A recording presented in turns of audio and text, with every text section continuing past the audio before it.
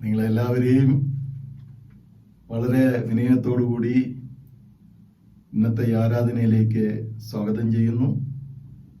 നിങ്ങളെല്ലാവരും ഈ ആരാധന അറ്റൻഡ് ചെയ്യുന്നു എന്നറിയുന്നതിലും മറ്റുള്ളവർക്ക് നമ്മുടെ ആരാധന എത്തിച്ചു കൊടുക്കുന്നു എന്ന് മനസ്സിലാക്കുന്നതിലും അധികം സന്തോഷമുണ്ട്.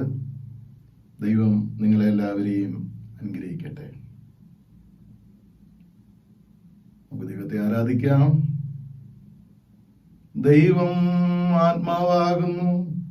അവനെ നമസ്കരിക്കുന്നവർ ആത്മാവിലും സത്യത്തിലും നമസ്കരിക്കണം. നമ്മുടെ പിതാവായ ദൈവത്തിങ്കൽ നിന്നും കർത്താവായ യേശുക്രിസ്തുവിങ്കൽ നിന്നും നിങ്ങൾക്ക് കൃപയും സമാധാനം ഉണ്ടാകട്ടെ. ഇത് യഹോവ ഉണ്ടാക്കിയ ദിവസം. ഇന്ന് നാം സന്തോഷിച്ച് ആനന്ദിക്കാം. ദൈവം നമ്മുടെ സങ്കേതവും ബലവുമാകുന്നു. കഷ്ടങ്ങളിൽ അവൻ ഏറ്റവും അടുത്ത തുണയായിരിക്കുന്നു. കർത്താവേ, ഞങ്ങളുടെ അധരങ്ങളെ തുറക്കണമേ. എന്നാൽ എന്റെ വായ് നിന്റെ സ്തുതിയെ വർണ്ണിക്കും. പിതാവിനും പുത്രനും പരിശുദ്ധാത്മാവിനും മഹത്വം ഉണ്ടാകട്ടെ. ആദിയെങ്കിലും എപ്പോഴും എന്നേക്കുമുള്ള പ്രകാരം തന്നെ.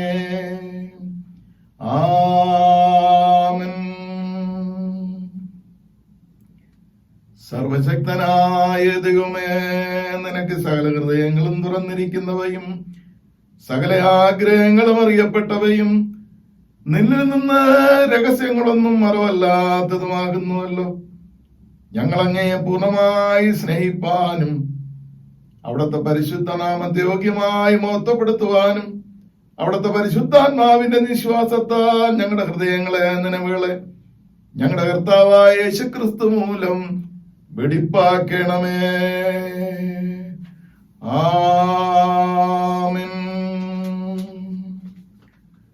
നിന്റെ ശക്തിയാലും ജ്ഞാനത്താലും സകലത്തെയും സൃഷ്ടിക്കുകയും ഞങ്ങളുടെ രക്ഷിതാവായിരിക്കാൻ നിന്റെ പുത്രനെ ഞങ്ങൾക്ക് നൽകുവാൻ തക്കോണം ലോകത്തെ സ്നേഹിക്കുകയും ചെയ്ത പിതാവായ ദൈവമേ, അങ്ങേക്ക് സ്തുതി ഉണ്ടാകട്ടെ. പാപമൊഴികെ സകലത്തിലും ഞങ്ങൾക്ക് തുല്യമായി തീർന്നവനും ഞങ്ങളുടെ അതിക്രമങ്ങൾ നിമിത്തം മരണത്തിന് ഏൽപ്പിക്കപ്പെടുകയും ഞങ്ങളുടെ നീതീകരണത്തിനായി ഉയർത്തെഴുന്നേൽക്കപ്പെടുകയും ചെയ്ത പുത്രനായ ദൈവമേ, അങ്ങേക്ക് സ്തുതി ഉണ്ടാകട്ടെ. സകല സത്യത്തിലും ഞങ്ങളെ വഴി നടത്തുകയും ദൈവസ്നേഹം ഞങ്ങളുടെ ഹൃദയത്തിൽ പകരുകയും ചെയ്യുന്ന പരിശുദ്ധാത്മാവായ ദൈവമേ, അങ്ങേക്ക് സ്തുതി ഉണ്ടാകട്ടെ. പിതാവും പുത്രനും പരിശുദ്ധാത്മാവുമായ ദൈവമേ, അങ്ങേക്ക് സകല മഹത്വവും സ്തുതിയും എന്നും എന്നേക്കും ഉണ്ടായിരിക്കട്ടെ. ആമേൻ.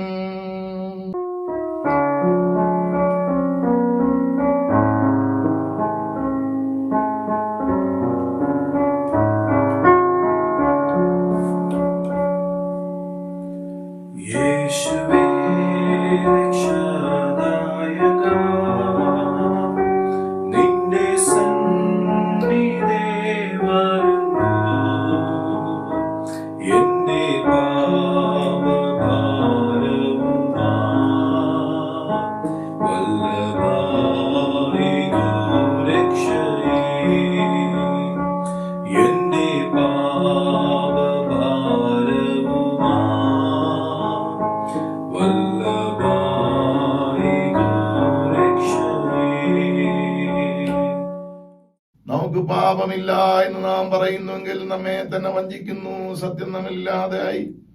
നമ്മുടെ പാപങ്ങളെ ഏറ്റുപറയുന്നുവെങ്കിൽ ദൈവം നമ്മോട് പാപങ്ങളെ ക്ഷമിച്ച് സകലാനീതിയും പോക്കി നമ്മെ ശുദ്ധീകരിപ്പാൻ തക്കോണം വിശ്വസ്തനും നീതിമാനുമാകുന്നു എന്ന് വിശുദ്ധ തിരുവെഴുത്ത് നമ്മെ പഠിപ്പിക്കുന്നു. നമുക്ക് ഒരുമിച്ച് പ്രാർത്ഥിക്കാം.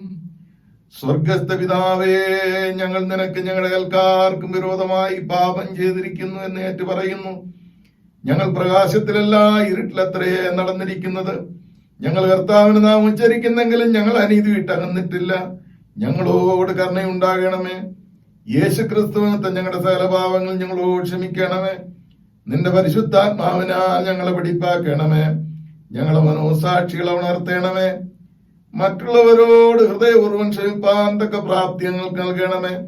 നിന്റെ നാമത്തിന്റെ മഹത്വത്തിനായി ജീവന്റെ പുതുക്കത്തിൽ മേലാൽ നിന്നെ സേവിപ്പാൻ ഞങ്ങൾക്ക് കൃപ നൽകണമെന്ന് ഞങ്ങളുടെ കർത്താവായ യേശുക്രിസ്തു മൂലം ഞങ്ങൾ അപേക്ഷിക്കുന്നു. ആമേൻ. സത്യമായി ക്രിസ്തുവിൽ കൊടുത്തങ്കലേക്ക് തിരിയുന്ന എല്ലാവരോടുമുള്ള ദൈവത്തിന്റെ കൃപാമൊഴി കേൾപ്പിൻ. അധ്വാനിക്കുന്നവരും ഭാരം ചുമക്കുന്നവരുമായുള്ളവരെ എല്ലാവരും എന്റെ അടുക്കൽ വരുവിൻ, ഞാൻ നിങ്ങളെ ആശ്വസിപ്പിക്കും. തന്റെ ഏകജാതനായ പുത്രൻ വിശ്വസിക്കുന്ന ഏവനും നശിച്ചു പോകാൻ നിത്യജീവൻ പ്രാപിക്കേണ്ടതിന് ദൈവം നൽകുവാൻ തക്കോണം ലോകത്തെ സ്നേഹിച്ചു. ക്രിസ്തേശു പാപികളെ രക്ഷിപ്പാൻ ലോകത്തിൽ വന്നു എന്നുള്ളത് വിശ്വാസ്യവും എല്ലാവരും അംഗീകരിപ്പാൻ യോഗ്യവുമായ വചനം തന്നെ. മനഃപൂർവമായ മാനസാന്തരത്തോടും സത്യവിശ്വാസത്തോടും തങ്ങളിലേക്ക് തിരികെയും തങ്ങളുടെ സഹോദരോട് ക്ഷമിക്കുകയും ചെയ്യുന്ന എല്ലാവർക്കും പാവചനം നൽകുമെന്ന് തന്റെ മഹാകരുണയാൽ വാഗ്ദത്തം ചെയ്തിരിക്കുന്ന സ്വർഗസ്ഥ പിതാവായ സർവശക്തിയുള്ള ദൈവം നമ്മുടെ കർത്താവായ യേശുക്രിസ്തു മൂലം നമ്മോട് കരുണയുണ്ടായി നമ്മുടെ സകല പാപങ്ങളും ക്ഷമിച്ച് അവയിൽ നമ്മെ വിടുവിച്ച് സകല നന്മയിലും ഉറപ്പിച്ച് ബലപ്പെടുത്തി നമ്മെ നിത്യജീവങ്കിലേക്ക് പ്രവേശിപ്പിക്കട്ടെ. ആമേൻ. ദൈവമേ, നിനക്ക് സ്തോത്രം. ദൈവവചന ശുശ്രൂഷ കർത്താവ് നിങ്ങളോടുകൂടെ ഇരിക്കട്ടെ. നിങ്ങളോടുകൂടെയും നമുക്ക് പ്രാർത്ഥിക്കാം. ഇന്നേക്കുള്ള പ്രത്യേക പ്രാർത്ഥന. പെന്തക്കോസിന് പിൻപ് 25-ാം ഞായർ ദൈവരാജ്യത്തിന് വേണ്ടി സാഹസികരായി നിന്റെ സ്വരൂപത്തിൽ ഞങ്ങളെ സൃഷ്ടിക്കുകയും എല്ലാ ജീവിതാപകടങ്ങളിലും ഞങ്ങളെ കാത്തു സൂക്ഷിക്കുകയും ചെയ്യുന്ന കാരുണ്യവാനായ ദൈവമേ, ഞങ്ങളുടെ സൃഷ്ടാവേ, ഞങ്ങളുടെ ജീവിതത്തിന്റെ കഷ്ടതകളുടെയും ശോധനകളുടെയും മധ്യത്തിൽ നിന്റെ രാജ്യത്തിന്റെ പ്രമാണങ്ങളായ സത്യത്തിനും നീതിക്കും വേണ്ടിയുള്ള ദൈവഹിതം വിവേചിച്ചറിയുവാൻ സഹായിക്കണമേ.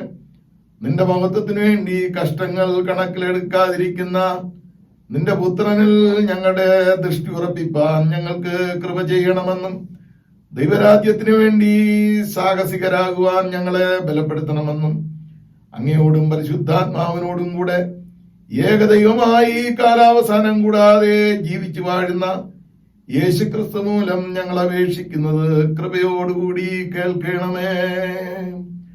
ആമേൻ.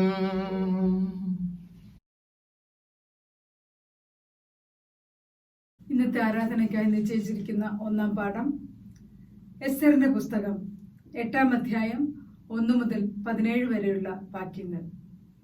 The book of Esther, chapter 8, verses from 1 to 17. എസ്തറിന്റെ പുസ്തകം 8-ാം അധ്യായം 1 മുതൽ. അന്ന് അഹശ്വേരോശ് രാജാവ് യഹൂദന്മാരുടെ ശത്രുവായ ഹാമാന്റെ വീട് എസ്തേർ രാജ്ഞിക്ക് കൊടുത്തു.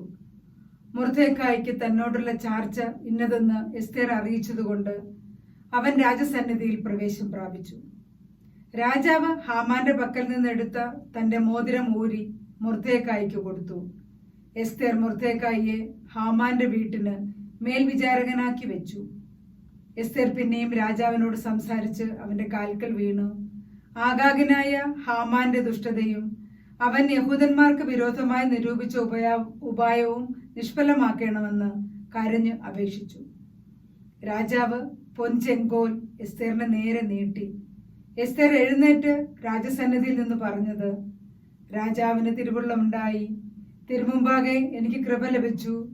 രാജാവിന് കാര്യം ന്യായമെന്ന് ബോധിച്ച് തൃക്കണ്ണിൽ ഞാനും പ്രിയയായിരിക്കുന്നു എങ്കിൽ രാജാവിന്റെ സകല സംസ്ഥാനങ്ങളിലും യഹൂദന്മാരെ മുടിച്ചു കളയണമെന്ന് ആഗാഗനായ ഹമ്മേദാദയുടെ മകൻ ഹാമാൻ എഴുതിയ ഉപായ ലേഖനങ്ങളെ ദുർബലപ്പെടുത്തേണ്ടതിന് കൽപ്പന അയക്കണമേ. എന്റെ ജനത്തിന് വരുന്ന അനർത്ഥം ഞാൻ എങ്ങനെ കണ്ടു സഹിക്കും? എന്റെ വംശത്തിന്റെ നാശവും ഞാൻ എങ്ങനെ കണ്ടു സഹിക്കും? അപ്പോൾ അഹശ്വേരോശ് രാജാവ് എസ്തേർ രാജ്ഞിയോടും യഹൂദനായ മൊർദെഖായിയോടും കൽപ്പിച്ചത്, ഞാൻ ഹാമാന്റെ വീട് എസ്തറിന് കൊടുത്തുവല്ലോ. അവൻ യഹൂദന്മാരെ കയ്യേറ്റം ചെയ്യുവാൻ പോയതുകൊണ്ട് അവനെ കഴുമരത്തിന്മേൽ തൂക്കിക്കളഞ്ഞു. നിങ്ങൾക്ക് ബോധിച്ചതുപോലെ നിങ്ങളും രാജാവിന്റെ നാമത്തിൽ യഹൂദന്മാർക്ക് വേണ്ടി എഴുതി രാജാവിന്റെ മോതിരം കൊണ്ട് മുദ്രയിടുവിൻ. രാജനാമത്തിൽ എഴുതുകയും രാജമോതിരം കൊണ്ട് മുദ്രയിടുകയും ചെയ്ത രേഖയെ ദുർബലപ്പെടുത്തുവാൻ ആർക്കും പാടില്ലല്ലോ. അങ്ങനെ സീവാൻ മാസമായ 3-ാം മാസം 23-ാം തീയതി തന്നെ രാജാവിന്റെ രായസക്കാരെ വിളിച്ച് മൊർദെഖായി കൽപ്പിച്ചതുപോലെയൊക്കെയും അവർ യഹൂദന്മാർക്കും ഹിന്ദു ദേശം മുതൽ കൂശ് വരെയുള്ള 127 സംസ്ഥാനങ്ങളിലെ രാജപ്രതിനിധികൾക്കും ദേശാധിപതിമാർക്കും സംസ്ഥാന പ്രഭുക്കന്മാർക്കും അതത് സംസ്ഥാനത്തിലേക്ക് അവിടുത്തെ അക്ഷരത്തിലും അതത് ജാതിക്ക് അതത് ഭാഷയിലും യഹൂദന്മാർക്ക് അവരുടെ അക്ഷരത്തിലും ഭാഷയിലും എഴുതി. അവൻ അഹശ്വേരോശ് രാജാവിന്റെ നാമത്തിൽ എഴുതിച്ച് രാജമോതിരം കൊണ്ട് മുദ്രയിട്ട് ലേഖനങ്ങള് രാജാവിന്റെ അശ്വഗണത്തിൽ വളർന്ന് രാജകാര്യത്തിന് ഉപയോഗിക്കുന്ന തുരകങ്ങളുടെ പുറത്ത് കയറി ഓടിക്കുന്ന അഞ്ചൽക്കാരുടെ കൈവശം കൊടുത്തയച്ചു. അവയിൽ രാജാവ് അഹശ്വേരോശ് രാജാവിന്റെ സകല സംസ്ഥാനങ്ങളിലും ആദാർ മാസമായ 12-ാം മാസം 13-ാം തീയതി തന്നെ അതത് പട്ടണത്തിലെ യഹൂദന്മാർ ഒന്നിച്ചുകൂടി തങ്ങളുടെ ജീവരക്ഷയ്ക്ക് വേണ്ടി പൊരുതി നിൽപ്പാനും തങ്ങളെ ഉപദ്രവിപ്പാൻ വരുന്ന ജാതിയുടെയും സംസ്ഥാനത്തിന്റെയും സകല സൈന്യത്തെയും കുഞ്ഞുങ്ങളെയും സ്ത്രീകളെയും നശിപ്പിച്ച് കൊന്നുമുടിപ്പാനും അവരുടെ സമ്പത്ത് കൊള്ളയിടുവാനും യഹൂദന്മാർക്ക് അധികാരം കൊടുത്തു. അന്നേക്ക് യഹൂദന്മാർ തങ്ങളുടെ ശത്രുക്കളോട് പ്രതിക്രിയ ചെയ്യുവാൻ ഒരുങ്ങിയിരിക്കണമെന്ന് സകല ജാതികൾക്കും പരസ്യം ചെയ്യേണ്ടതിന് കൊടുത്ത തീർപ്പിന്റെ പകർപ്പ് ഓരോ സംസ്ഥാനത്തിലും പ്രസിദ്ധമാക്കി. അങ്ങനെ അഞ്ചൽക്കാർ രാജകീയ തുരകങ്ങളുടെ പുറത്തു കയറി രാജാവിന്റെ കൽപ്പനയാൽ നിർബന്ധിതരായി ബന്ധപ്പെട്ട് ഓടിച്ചുപോയി. ശൂഷൻ രാജധാനിയിലും തീർപ്പ് പരസ്യം ചെയ്തു. എന്നാൽ മൊർദെഖായി നീലവും ശുഭ്രവുമായ രാജവസ്ത്രവും വലിയ പൊൻകിരീടവും ചണനൂൽ കൊണ്ടുള്ള രക്താംബരവും ധരിച്ച് രാജസന്നിധിയിൽ നിന്ന് പുറപ്പെട്ടു. ശൂഷൻ പട്ടണം ആർത്ത് സന്തോഷിച്ചു. യഹൂദന്മാർക്ക് പ്രകാശവും സന്തോഷവും ആനന്ദവും ബഹുമാനവും ഉണ്ടായി. രാജാവിന്റെ കൽപ്പനയും തീർപ്പും ചെന്നെത്തിയ സകല സംസ്ഥാനങ്ങളിലും പട്ടണങ്ങളിലും യഹൂദന്മാർക്ക് ആനന്ദവും സന്തോഷവും വിരുന്നും ഉത്സവവും ഉണ്ടായി. യഹൂദന്മാരെയുള്ള പേടി ദേശത്തെ ജാതികളിന്മേൽ വീണിരുന്നതുകൊണ്ട് അവർ പലരും യഹൂദന്മാരായി തീർന്നു. ഇങ്ങനെ പാഠം കഴിഞ്ഞു.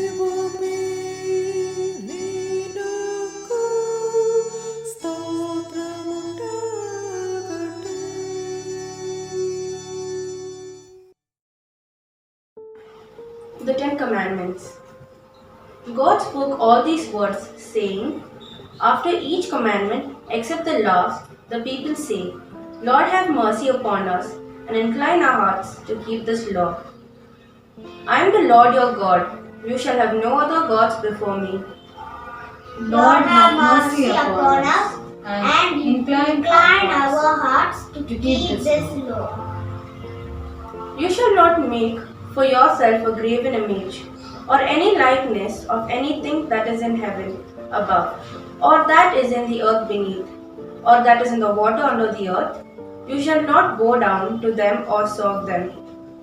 Lord, have mercy upon us, and incline our hearts to keep this law. You shall not take the name of the Lord your God in vain. Lord, have mercy upon us, and incline our hearts to keep this law. Remember the Sabbath day to keep it holy. 6 days you shall not labor and do all your work, but the 7th day is a Sabbath day, to the Lord your God.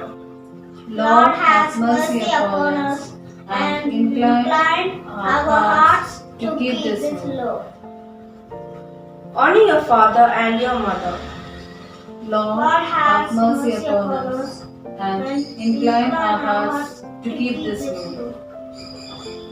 You shall not kill. Lord, have mercy upon us and incline our hearts to keep this law. You shall not commit adultery. Lord, have mercy upon us and incline our hearts to keep this law.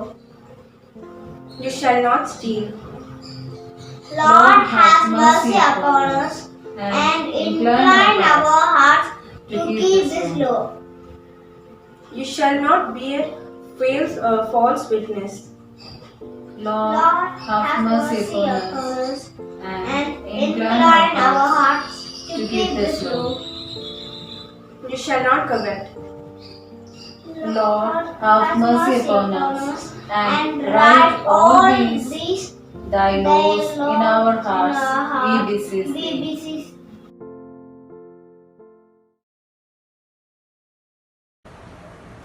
ഇന്നേക്ക് വായിപ്പാൻ നിശ്ചയിച്ചിരിക്കുന്ന സങ്കീർത്തന വേദഭാഗം 12 സാംസ് 12 നമുക്ക് വാക്യം പ്രതിവാക്യമായി വായിക്കാം. യഹോവയെ രക്ഷിക്കണമേ, ഭക്തന്മാർ ഇല്ലാതെ പോകുന്നു, വിശ്വസ്തന്മാർ മനുഷ്യപുത്രന്മാരിൽ കുറഞ്ഞിരിക്കുന്നു.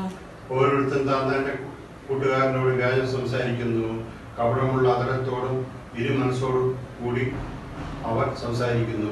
കപടമുള്ള അധരങ്ങളൊക്കെയും വമ്പ് പറയുന്ന നാവിനെയും യഹോവ ഛേദിച്ചു കളയും. ഞങ്ങളുടെ നാവുകൊണ്ട് നമ്മൾ ജയിക്കും, ഞങ്ങളുടെ അധരങ്ങൾ ഞങ്ങൾക്ക് തുണ, ഞങ്ങളുടെ യജമാൻ ആരെന്ന് അവർ പറയുന്നു. എളിയവരുടെ പീഡയും ദരിദ്രന്മാരുടെ ദീർഘശ്വാസവും നിമിത്തം ഇപ്പോൾ ഞാൻ എഴുന്നേൽക്കും, രക്ഷയ്ക്കായി കാംക്ഷിക്കുന്നവനെ ഞാൻ അതിലാക്കും എന്ന് യഹോവ അരുളി ചെയ്യുന്നു. യഹോവയുടെ വചനങ്ങൾ നിർഭയവചനങ്ങളാകുന്നു, നിലത്ത് ഒലയിലൂരിക്ക് 7 പ്രാവശ്യം ശുദ്ധി ചെയ്ത വെള്ളി പോലെ തന്നെ. യഹോവയെ നീ അവരെ കാത്തുകൊള്ളും, ഈ തലമുറയിൽ നിന്ന് നീ അവരെ എന്നും സൂക്ഷിക്കും. ചേർന്ന് വായിക്കാം. മനുഷ്യപുത്രന്മാരുടെ ഇടയിൽ വഷളത്വം പ്രബലപ്പെടുമ്പോൾ ദുഷ്ടന്മാർ എല്ലായിടവും സഞ്ചരിക്കുന്നു. പിതാവിനും പുത്രനും പരിശുദ്ധാത്മാവിനും മഹത്വം ഉണ്ടാകട്ടെ, ആദ്യങ്ങളിൽ ഇപ്പോഴും എന്നേക്കും തന്നെ. ആമേൻ.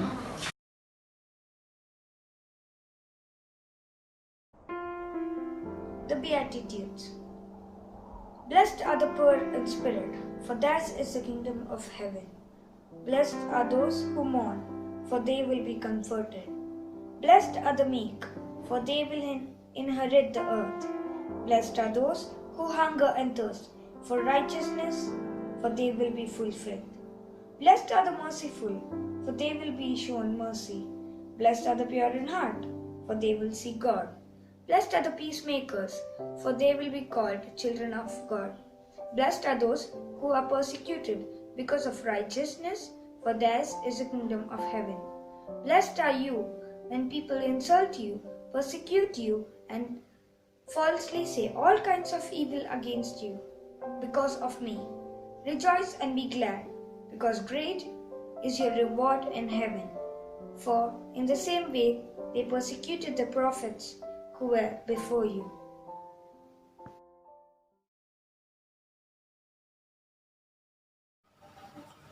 ഇന്ന് കാലത്തേക്ക് നിശ്ചയിച്ചിരിക്കുന്ന 2-ാം പാഠം ഫിലിപ്പിയർക്ക് എഴുതിയ ലേഖനം 2-ാം അധ്യായം 25 മുതൽ 30 വരെയുള്ള ദൈവവചനങ്ങളെ ശ്രദ്ധിപ്പിൻ. Philippians chapter 2 verses 25 to 30. എന്നാൽ എൻ്റെ സഹോദരനും കൂട്ടുവേലക്കാരനും സഹപഠനും നിങ്ങളുടെ ദൂതനും എൻ്റെ ബുദ്ധിമുട്ടിൽ ശുശ്രൂഷിച്ചവനുമായ എപ്പഫ്രോദാത്താസിനെ നിങ്ങളുടെ അടുക്കൽ അയക്കുന്നത് ആവശ്യമെന്ന് എനിക്ക് തോന്നി. അവൻ നിങ്ങളെ എല്ലാവരെയും കാണുവാൻ വാഞ്ചിച്ചും താൻ ദീനമായി കിടക്കുന്നു എന്ന് നിങ്ങൾ കേട്ടതുകൊണ്ട് വ്യസനിച്ചുമിരുന്നു. അവൻ ദീനം പിടിച്ചു മരിക്കാറായിരുന്നു സത്യം. എങ്കിലും ദൈവം അവനോട് കൂടെ കരുണ ചെയ്തു. അവനോട് മാത്രമല്ല, എനിക്ക് ദുഃഖത്തിന്മേൽ ദുഃഖം വരാതിരിക്കുവാൻ എന്നോടും കരുണ ചെയ്തു. ആകയാൽ നിങ്ങൾ അവനെ വീണ്ടും കണ്ട് സന്തോഷിക്കുവാനും എനിക്ക് ദുഃഖം കുറയുവാനും ഞാൻ അവനെ അധികം ജാഗ്രതയോടെ അയച്ചിരിക്കുന്നു. അവനെ കർത്താവിൽ പൂർണ്ണ സന്തോഷത്തോടെ കൈക്കൊള്ളുവിൻ. ഇങ്ങനെയുള്ളവരെ ബഹുമാനിക്കുകയും എനിക്ക് വേണ്ടിയുള്ള നിങ്ങളുടെ ശുശ്രൂഷയുടെ കുറവ് തീർക്കുവാനല്ലോ അവൻ തൻ്റെ പ്രാണനെ പോലും കരുതാതെ ക്രിസ്തുവിൻ്റെ വേല നിമിത്തം മരണത്തോളം ആയിപ്പോയത്. ഇവിടെ 2-ാം പാഠം വായിച്ച് അവസാനിച്ചു.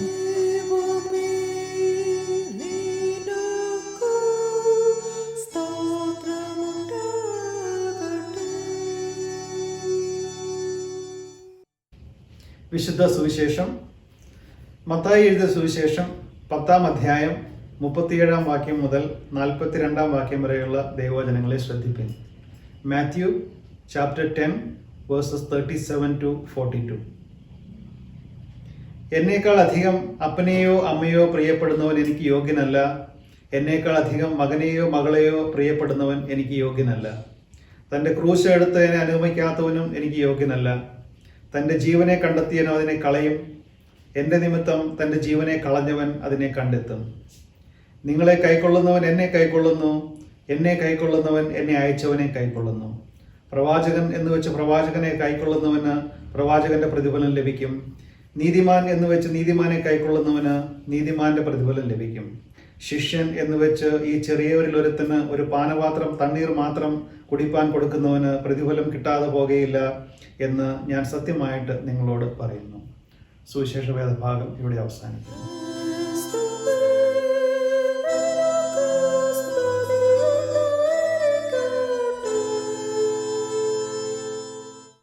ദൈവസന്നിധിയിൽ പ്രത്യേക സ്തുതികളും സ്തോത്രങ്ങളും അർപ്പിക്കുവാനുള്ള സമയമാണ് ഈ സമയം. ദൈവം ചെയ്ത ഉപകാരങ്ങളെല്ലാം നമുക്ക് ദൈവസന്നിധിയിൽ ഓർത്ത് ദൈവത്തിന് സ്തോത്രം പറയാം. അതോടൊപ്പം തന്നെ ബർത്ത്ഡേസ്, വെഡിങ് ആനിവേഴ്സറി ഇവ ആഘോഷിക്കുന്ന പ്രിയപ്പെട്ടവരെ നമുക്ക് ഓർക്കാം. Birthdays: Mrs Padmavathi Sathyadevan, Miss Caroline Mary Solomon. Wedding anniversary Mr Sumesh and Ashlin. പ്രാർത്ഥിക്കാം. സകല അനുഗ്രഹത്തിന്റെ ഉറവിടമായ ഞങ്ങളുടെ കർത്താവേ, അനുഗ്രഹം അവിടത്തെ സന്നിധിയിൽ നിന്നാണ് വരുന്നത്. സൗഖ്യം അവിടത്തെ ദാനമാണ് എന്ന് ഞങ്ങൾ അറിയുന്നു. പ്രത്യേകാൽ ദൈവം ചെയ്ത ഉപകാരങ്ങൾ ഓർത്ത് അവിടെ സന്നിധിയിൽ നന്ദി അർപ്പിക്കുന്ന എല്ലാ പ്രിയപ്പെട്ടവരെയും അങ്ങ് അനുഗ്രഹിക്കുകയും ആസ്വദിക്കുകയും ചെയ്യണമേ എന്ന് പ്രാർത്ഥിക്കുന്നു. ഈ ആരാധന പങ്കെടുക്കുമ്പോൾ തന്നെ അവിടുത്തെ ആത്മാവ് കൊണ്ട് അവിടുത്തെ മക്കൾ നിറയുവാൻ, അവിടുത്തെ സ്പർശനത്താൽ അവിടുത്തെ മക്കൾ ശക്തീകരിക്കപ്പെടുവാൻ അങ്ങ് സഹായിക്കണമേ എന്ന് പ്രാർത്ഥിക്കുന്നു. ജീവൻ അവിടുത്തെ ദാനമാണ്. ജീവന്റെ നിലനിൽപ്പ് അവിടുത്തെ കൃപയാണ്. പുതിയ വർഷത്തിൽ പ്രവേശിച്ചിരിക്കുന്ന അവിടുത്തെ മക്കളെ അങ്ങ് ആസ്വദിക്കുകയും അനുഗ്രഹിക്കുകയും ചെയ്യണമേ എന്ന് ഞങ്ങളോട് പ്രാർത്ഥിക്കുന്നു. പ്രത്യേകാൽ ദൈവം ദാനം നൽകിയ കുടുംബ ജീവിതത്തെ ഓർത്ത് ദൈവത്തെ സ്തുതിക്കുന്ന അവിടുത്തെ മക്കളെ ആശീർവദിക്കണമേ. കുടുംബ ജീവിതത്തിൽ അങ്ങ് നായകനായിരിക്കണമേ. സകല കുടുംബത്തിനും പേര് വരുവാൻ കാരണഭൂതൻ അങ്ങാണല്ലോ. പ്രത്യേകിച്ച് ഈ പാൻഡമിക് സിറ്റുവേഷനിൽ കർത്താവ് ഒത്തിരി പേർ വ്യാകുലത്തിലാണ്, കഷ്ടതയിലാണ്. അതോടൊപ്പം അത് മുഖാന്തരം ഉണ്ടായ കർത്താവ് പലതരത്തിലുള്ള പ്രതിസന്ധികൾ, ദുരിതങ്ങൾ അവിടുത്തെ മക്കൾ അനുഭവിക്കുന്നു. കർത്താവെ അവരെ ആശ്വസിപ്പിക്കണമേ എന്ന് പ്രാർത്ഥിക്കുന്നു. കിടരോഗികളുണ്ട്. പ്രത്യേകിച്ച് ക്യാൻസറിന്റെ അസുഖത്താൽ ഭാരപ്പെടുന്ന പ്രിയ മാതാവിനെ ഞങ്ങൾ ഓർക്കുന്നു. അനുഗ്രഹിക്കണമേ. അവരെ ജീവിതത്തിൽ ദൈവമായ സാന്നിധ്യം കൂടെ ഇരിക്കണമേ. കിടക്കനായിരിക്കുന്ന നിമ്മി ആന്റിയെ അങ്ങ് തൊടണമേ. പ്രായം ചെന്ന ഞങ്ങളുടെ മാതാപിതാക്കളെ, പ്രിയപ്പെട്ടവരെ, രോഗത്തിലിരിക്കുന്നവരെ സർവശക്തിയുള്ള ദൈവമേ അങ്ങ് ആശീർവദിക്കണമേ. ഞങ്ങളുടെ ആലയത്തിന്റെ പ്രോജക്റ്റിന് വേണ്ടി ഞങ്ങൾ പ്രാർത്ഥിക്കുന്നു. അങ്ങ് കരുണ നൽകിയതിനായി സ്തോത്രം. തടസ്സങ്ങളെല്ലാം അങ്ങ് മാറ്റിത്തരണമേ. അവിടെ പോയി ആരാധിപ്പാൻ ഞങ്ങളെ ശക്തീകരിക്കണമേ എന്ന് പ്രാർത്ഥിക്കുന്നു. കർത്താവെ, ഞങ്ങൾ ആരാധന നടത്തിക്കൊണ്ടിരുന്ന പെട്രാ പാർക്കിനെ ഓർക്കുന്നു. അവിടെ വസിക്കുന്ന എല്ലാ പ്രിയപ്പെട്ടവരെയും അവിടെ എല്ലാ സ്നേഹവാത്സല്യങ്ങളെയും ഞങ്ങൾ ഓർക്കുകയും പ്രാർത്ഥിക്കുകയും ചെയ്യുന്നു. ആസ്വദിക്കണമേ. തിരുസാന്നിധ്യം കൊണ്ട് നിറയ്ക്കണമേ. യേശുവിന്റെ നാമത്തിൽ ഞങ്ങളുടെ പ്രാർത്ഥന കേൾക്കണമേ. ആമേൻ.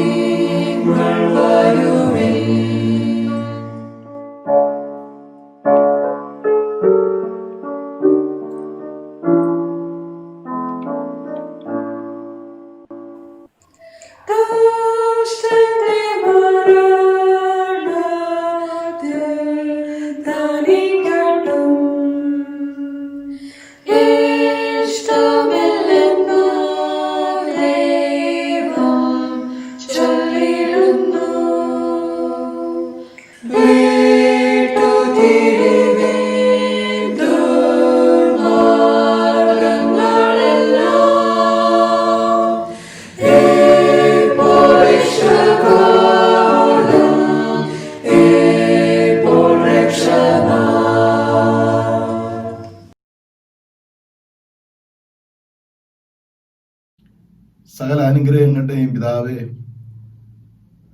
അവിടുത്തെ ദൈവമായ സാന്നിധ്യത്തിനായി ഞങ്ങൾ ദൈവത്തെ സ്തുതിക്കുന്നു. വചനം ജഡമായി തീർന്നു, മനുഷ്യരുടെ ഇടയിൽ പാർത്തു എന്ന് ഞങ്ങൾ അറിയുന്നു.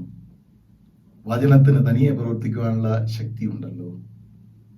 ഈ വചനം ദൈവത്തിൻ്റെ ആത്മാവിനാൽ പ്രേരിപ്പിക്കപ്പെട്ട് കർത്താവെ അവിടുത്തെ ശക്തിയാൽ അവിടുത്തെ ജനത്തിൻ്റെ മനസ്സിൽ അങ്ങ് പ്രവർത്തിക്കണമേ, രൂപാന്തരപ്പെടുത്തണമേ. യേശുവിൻ്റെ നാമത്തിൽ ഞങ്ങളുടെ പ്രാർത്ഥന കേൾക്കണമേ. ആമേൻ. ഇന്ന് നമ്മൾ ചിന്തിക്കേണ്ടതായ വിഷയം taking risk for the reign of God. ദൈവ ഭരണത്തിന് വേണ്ടി സാഹസികരാകുക, ദൈവരാജ്യത്തിന് വേണ്ടി സാഹസികരാകുക, അല്ലെങ്കിൽ ദൈവത്തിൻ്റെ ഇംഗിതത്തിന് വേണ്ടി സാഹസികരാകുക. സാഹസികത എന്ന പദത്തിന് റിസ്ക് എന്ന പദമാണ് ഇംഗ്ലീഷിൽ നൽകിയിരിക്കുന്നത്. ഇതിൻ്റെ അർത്ഥം അപകട സാധ്യതയുള്ള, ഛേദം വരാനുള്ള സാധ്യതയുള്ള, അപായ ഹേതുവായ ഒരു ശുശ്രൂഷയ്ക്ക് നമ്മൾ തയ്യാറാകുക എന്ന ഒരർത്ഥമാണ് ഇതിൽ നിന്ന് നമുക്ക് ഉരുത്തിരിയുന്നത്. സാഹസിക കൂടാതെ ജീവിതം തരണം ചെയ്യുവാൻ കഴിയുകയില്ല. ഏത് മനുഷ്യന്റെയും ജീവിതത്തിന്റെ വിജയത്തിന് പിന്നിൽ ഒന്നോ അതിൽ കൂടുതലോ സാഹസികമായ അനുഭവങ്ങൾ ഉണ്ടായിരിക്കാം. ചില പ്രത്യേകമായ സാഹചര്യങ്ങളിൽ ഈ സാഹസികതയുടെ പിന്നിൽ ബലം പകർന്ന് പ്രവർത്തിച്ച ശക്തികളും കരങ്ങളും ഉണ്ടായിരിക്കാം. ചിലരുടെ സാഹസികമായ പ്രവർത്തനങ്ങളിൽ പരാജയങ്ങളും സംഭവിച്ചിരിക്കാം. എന്നാൽ അത്തരത്തിലുള്ള തോൽവികളിൽ ആത്മസംതൃപ്തി കണ്ടെത്തുന്നവരും ഉണ്ട്. അവർ പറയും, ഞാൻ ചെയ്യേണ്ടത് ചെയ്തു. ചിലപ്പോൾ വിരളമായി, യാദൃച്ഛികമായി, സാഹസികത കൂടാതെ തന്നെ വിജയിച്ചവരും ഉണ്ട്. അതൊക്കെ വളരെ ചുരുക്കമാണ്. ഇവിടെ ഇന്ന് നാം ചിന്തിക്കുന്ന വിഷയം ദൈവരാജ്യത്തിന് വേണ്ടി, ദൈവത്തിന് വേണ്ടിയുള്ള സാഹസികത എന്ന ചിന്തയാണ്. ഇന്നത്തെ വേദപുസ്തക പാഠങ്ങളുടെ അടിസ്ഥാനത്തിൽ സാഹസികത എന്ന് പറയുന്നത് മറ്റുള്ളവർക്ക് വേണ്ടിയും ദൈവത്തിന് വേണ്ടിയുള്ളതാണ്. സ്വാർത്ഥതയ്ക്ക് അതിൽ സ്ഥാനമില്ല. ഞാൻ ആദ്യം വിവരിച്ച ഭാഗങ്ങളിൽ സ്വാർത്ഥതയ്ക്ക് സ്ഥാനമുണ്ട്. പക്ഷെ കർത്താവിന് വേണ്ടിയുള്ള സാഹസികതയിൽ സ്വാർത്ഥതയ്ക്ക് സ്ഥാനമില്ല. നാം സന്തോഷത്തോടു കൂടി സഹിക്കുന്ന റിസ്ക്, കഷ്ടത, സഹനം, നാം വഹിക്കുന്ന ക്രൂശിന്റെ അനുഭവം പോലെ ആണ്. ഒരുപക്ഷെ ഈ റിസ്കിനെ നമുക്ക് ക്രൂശിന്റെ അനുഭവമായും ചിന്തിക്കാം. ആദ്യം നമുക്ക് പഴയ നിയമ വേദഭാഗം ശ്രദ്ധിക്കാം. എസ്തേറിന്റെ പുസ്തകം 8-ാം അധ്യായം 1 മുതൽ 17 വരെ. ഈ ഭാഗം നമുക്ക് ശരിക്ക് ഇന്നത്തെ പാഠത്തോടനുബന്ധിച്ച് ഹൃദയസ്ഥമാകണമെങ്കിൽ വളരെ ചുരുക്കമായെങ്കിലും 1-ാം അധ്യായം മുതൽ 7-ാം അധ്യായം വരെയുള്ള കാര്യങ്ങളുടെ രത്നചുരുക്കം നാം അറിഞ്ഞിരിക്കണം. ശൂഷൻ രാജധാനിയിൽ അഹശ്വേരോശ് രാജാവിന്റെ ഭാര്യ വസ്തി രാജ്ഞി രാജാവിന്റെ ആജ്ഞ നിരസിച്ചതുകൊണ്ട്, അതായത് രാജസന്നിധിയിൽ രാജാവിന്റെ ആജ്ഞ അനുസരിച്ച് പ്രത്യക്ഷപ്പെടാത്തത് കൊണ്ട് ഭർതൃനിന്ദയായി കരുതിയതിനാൽ അവൾക്ക് പകരം മറ്റൊരു രാജ്ഞി ആവശ്യമായിരിക്കുന്നു എന്ന് ചിന്തിച്ചു. എസ്തേറിന്റെ പുസ്തകം 1-ാം അധ്യായം 20-ാം വാക്യം. അതിന് യോഗ്യരായ കന്യകമാരെ അന്വേഷിച്ചു. അനേകം കന്യകമാർ മുൻപോട്ട് വന്നു. ഈ സാഹചര്യത്തിൽ മൊർദെഖായിയുടെ വളർത്തുമകളായ എസ്തേറും മുമ്പോട്ട് വന്നു എന്ന് 2-ാം അധ്യായത്തിന്റെ 7-ാം വാക്യത്തിൽ വായിക്കുന്നു. അവൾക്ക് മാതാപിതാക്കൾ ഇല്ലായിരുന്നു. അവളുടെ എബ്രായ പേര് ഹദസ എന്നാണ്. അതിന്റെ അർത്ഥം കൊഴുന്തിൽ നിന്നുള്ള സുഗന്ധം പോലെ സുഗന്ധമുള്ളവൾ എന്നാണ്. അവളുടെ പേർഷ്യൻ പേര് എസ്തേർ എന്നാണ്. അതിന്റെ അർത്ഥം നക്ഷത്രം എന്നാണ്. ഈ സുഗന്ധം പോലെയും നക്ഷത്രം പോലെയുമായിരുന്നു അവൾ. രാജാവ് അവളെ കണ്ടപ്പോൾ അവളിൽ ഇഷ്ടമായി. അങ്ങനെ രാജ്ഞിയാവാനുള്ള ഭാഗ്യം ദൈവം അവൾക്ക് നൽകി. എന്നാൽ രാജാവിന്റെ കൊട്ടാരത്തിൽ ഹാമാൻ എന്ന് പറഞ്ഞ ഒരു അധികാരി ഉണ്ടായിരുന്നു. ഹാമാനും അനേകം പദവികൾ ലഭിച്ചു. അദ്ദേഹത്തെ രാജാവ് ആദരിച്ചു. രാജാവിന്റെ ഒപ്പം ഇരിക്കുവാനുള്ള ഭാഗ്യവും ലഭിച്ചു. ഈ പദവി കിട്ടിയപ്പോൾ അനേകം ആളുകൾ, സ്തുതിപാഠകന്മാർ അദ്ദേഹത്തെ വീണ് നമസ്കരിക്കുമായിരുന്നു. എന്നാൽ മൊർദെഖായി ഇത്തരത്തിൽ ഉള്ള നമസ്കാരത്തിന് ഉരുമ്പിട്ടില്ല. മൊർദെഖായി യഹൂദനാണെന്ന് അറിയുകയും അത് ഹാമാന്റെ സ്തുതിപാഠകർ ഹാമാന് പറഞ്ഞു കൊടുക്കുകയും അതുകൊണ്ട് ഹാമാൻ ഉൾപ്പെട്ട സമൂഹത്തിന്റെ നാശത്തിന് വേണ്ടി ഹാമാൻ ആലോചിക്കുകയും അങ്ങനെ രാജാവിന്റെ സമ്മതം വാങ്ങി മൊർദെഖായി ഉൾപ്പെട്ട സമൂഹത്തെയും നശിപ്പിക്കുന്നതിലേക്ക് വേണ്ടിയുള്ള വിളംബരവും ചെയ്തു. 3-ാം അധ്യായത്തിൽ ഈ കൽപ്പന അറിഞ്ഞ് മൊർദെഖായി വസ്ത്രം കീറി രട്ടുടുത്തു, വെണ്ണീർ വാരിയിട്ടു, പട്ടണത്തിന്റെ നടുവിൽ ചെന്ന് കൈപ്പോടെ നിലവിളിച്ചു എന്ന് 4-ാം അധ്യായം 1-ാം വാക്യത്തിൽ വായിക്കുന്നു. 2-ാം അധ്യായത്തിൽ കാര്യം മനസ്സിലാക്കിയ യഹൂദന്മാർ അവർക്ക് മഹാദുഃഖവും ഉപവാസവും കരച്ചിലും വിലാപവും ഉണ്ടായി എന്നും നാം വായിക്കുന്നു. വസ്തുത എസ്തേർ രാജ്ഞി അറിഞ്ഞു. ദൂതൻ വശം വസ്തുതകളെല്ലാം മനസ്സിലാക്കി മൊർദെഖായി എസ്തേറിന് ഒരാജ്ഞയും നൽകി. ആജ്ഞ ഇങ്ങനെയായിരുന്നു: ജനത്തിനു വേണ്ടി അപേക്ഷയും യാചനയും രാജസന്നിധിയിൽ അറിയിപ്പാൻ ആജ്ഞിച്ചു. ഇവിടെയാണ് രാജ്ഞിയുടെ ജീവിതത്തിന്റെ റിസ്ക് ആരംഭിക്കുന്നത്. രാജാവിന്റെ അനുവാദമില്ലാതെ അകത്തെ പ്രാകാരത്തിൽ പ്രവേശിച്ചാൽ ജീവൻ ബാക്കി ഉണ്ടാകില്ല. മാത്രമല്ല 30 ദിവസത്തേക്ക് അവൾക്ക് അവിടെ പ്രവേശിക്കുവാനുള്ള അനുമതിയുമില്ല. ഒരുപക്ഷെ രാജസന്നിധിയിൽ അനുമതിയില്ലാതെ പ്രവേശിച്ചാൽ പ്രസ്തുത സമയത്ത് രാജാവിന്റെ ചെങ്കോൽ നീട്ടി സ്വീകരിച്ചില്ല എങ്കിൽ അവളുടെ ജീവിതത്തിന്റെ അന്ത്യം അന്ന് സംഭവിക്കും. 4-ാം അധ്യായം 10-11 വാക്യം വായിക്കുമ്പോൾ മനസ്സിലാക്കുന്നു. എന്നാൽ രാജ്ഞിയുടെ മേൽ വീണ്ടും സമ്മർദ്ദമുണ്ടായി. വളർത്തച്ഛൻ തന്റെ ദൂത് രാജ്ഞിയെ അറിയിച്ചു: നീ രാജസന്നിധിയിൽ ഇരിക്കാൽ എല്ലാ യഹൂദന്മാരിലും വെച്ച് രക്ഷപ്പെട്ടുകൊള്ളാമെന്ന് വിചാരിക്കേണ്ട. 4:13. നീ ഈ സമയത്ത് മിണ്ടാതിരുന്നാൽ യഹൂദന്മാർക്ക് മറ്റൊരു സ്ഥലത്ത് നിന്ന് രക്ഷയും ഉദ്ധാരണവും ഉണ്ടാകും. എന്നാൽ നീ നിന്റെ പിതൃഭവനവും നശിച്ചു പോകും. 4:14. രാജ്ഞിയെ സംബന്ധിച്ച് ഇതൊരു വെല്ലുവിളിയുടെ അവസരമായിരുന്നു. അതിനെ സ്വീകരിക്കുവാൻ അവൾ തീരുമാനിച്ചു. അവൾ എല്ലാ യഹൂദന്മാരോടും ഒരുമിച്ച് കൂടി 3 ദിവസം രാത്രിയും പകലും ഉപവസിക്കുവാൻ ആവശ്യപ്പെട്ടു. എന്നിട്ട് പറഞ്ഞു: ഞാനും എൻ്റെ ബാല്യക്കാരികളും അപ്രകാരം ചെയ്യും. ഈ ഉപവാസം കഴിഞ്ഞതിന് ശേഷം 3-ാം ദിവസം രാജവസ്ത്രം ധരിച്ച് രാജധാനിയുടെ അകത്തെ പ്രാകാരത്തിൽ ചെന്ന് അവൾ നിന്നു. അത്ഭുതം എന്ന് പറയട്ടെ, രാജാവ് തന്റെ ചെങ്കോൽ നീട്ടി. നിന്റെ ആവശ്യം എന്താണെന്ന് ചോദിച്ചു. രാജ്യത്തിന്റെ പകുതി വേണമെങ്കിലും തരാമെന്ന് പറഞ്ഞു.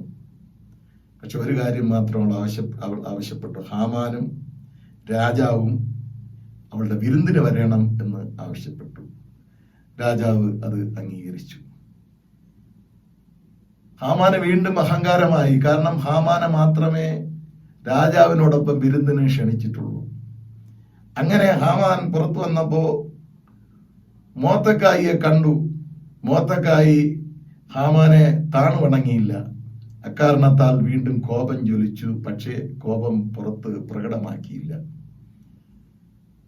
താനും തന്റെ അനുചരന്മാരും ഭാര്യയും ഒരുമിച്ച് ചേർന്ന് ഹാമാനെ കൊല്ലാനായി 50 മുഴ ഉയരമുള്ള കഴുകുമരം ഉണ്ടാക്കി അങ്ങനെ സൂക്ഷിച്ചു. രാജാവിന്റെ അനുമതിക്ക് വേണ്ടി രാജാവിന്റെ സന്നിധിയിൽ എത്തിച്ചേർന്നപ്പോൾ അദ്ദേഹത്തിന്റെ പ്രതീക്ഷയ്ക്ക് വിപരീതമായ ഒരു സംഭവമാണ് ഉണ്ടായത്. നല്ല മനുഷ്യരെ മാനിക്കുന്നതിൽ രാജാവ് ബദ്ധശ്രദ്ധ കാണിക്കുകയും അക്കാരണത്താൽ ആ മാന്യത മൊർദെഖായിക്ക് ലഭ്യമാകുകയും അങ്ങനെ വസ്ത്രങ്ങൾ അണിയിച്ച് മാന്യതയുള്ളവനായി അംഗീകരിക്കപ്പെട്ടപ്പോൾ മൊർദെഖായിയുടെ ആ ഉയർച്ചയിൽ ഹാമാന്റെ ദേഷ്യം, കോപം വർദ്ധിക്കുകയും അദ്ദേഹം നിരാശനാകുകയും നാണം കെടുകയും ചെയ്തു എന്ന് നാം വേദപുസ്തകത്തിൽ വായിക്കുന്നു. 7-ാം അധ്യായത്തിൽ അന്ന് രാജാവിനെയും ഹാമാനെയും വിരുന്നിനെ ക്ഷണിച്ചതനുസരിച്ച് അവർ വിരുന്നിനിരിക്കുമ്പോൾ രാജാവ് എസ്തേറിനോട് ചോദിച്ചു, നിന്റെ അപേക്ഷ എന്താണ്?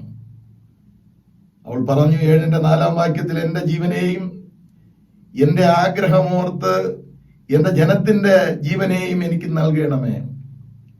ഞങ്ങളെ നശിപ്പിച്ച് കൊന്നു മുടിക്കേണ്ടതിനും എന്നെയും എന്റെ ജനത്തെയും വിറ്റുകളഞ്ഞിരിക്കുന്നുവല്ലോ. രാജാവ് അന്വേഷിച്ചു, അതാരാണ്? എസ്തേർ മറുപടി പറഞ്ഞു, വൈരിയും ശത്രുവും ഈ ദുഷ്ടനായ ഹാമാൻ തന്നെ. ഹാമാൻ പ്രതീക്ഷിച്ചില്ല, ഭ്രമിച്ചുപോയി. രാജാവ് ഇത് കേട്ട് ക്രോധത്തോടെ വിരുന്ന് വിട്ട് ഉദ്യാനത്തിലേക്ക് പോയി. ഹാമാൻ അപകട സാധ്യത മനസ്സിലായി. വീഞ്ഞിന്റെയും വിരുന്നിന്റെയും ലഹരിയിൽ മാപ്പപേക്ഷിച്ചുകൊണ്ട് രാജ്ഞിയുടെ മെത്തയിലേക്ക് വീഴുന്നു. തന്നെ രക്ഷിക്കണമെന്ന് രാജ്ഞിയോട് കേണപേക്ഷിച്ചു. ഉദ്യാനത്തിൽ നിന്ന് രാജാവ് തിരിച്ചു വന്നപ്പോൾ മെത്തയിൽ കിടക്കുന്ന ഹാമാനെയാണ് കാണാൻ കഴിഞ്ഞത്. രാജാവ് പറയുന്നു, ഇവൻ എന്റെ അരമനയിൽ വെച്ച് രാജ്ഞിയെ ബലാത്കാരം ചെയ്യുമോ? രാജാവിന്റെ കോപം അനുചരന്മാർക്ക് മനസ്സിലായി. ഹാമാന്റെ മുഖം മൂടി. പെട്ടെന്നൊരു ദൂതൻ പറഞ്ഞു, മൊർദെഖായിയെ കൊല്ലാനായി നിർമ്മിച്ചിരിക്കുന്ന കഴുകുമരമുണ്ട്. രാജാവ് കൽപ്പനയിട്ടു, ആ കഴുകുമരത്തിൽ തന്നെ അവനെ ക്രൂശിക്കുവാനായി. അങ്ങനെ ഹാമാന്റെ അന്തം, ഹാമാന്റെ അവസാനം ഉണ്ടായി എന്ന് നാം അറിയുന്നു.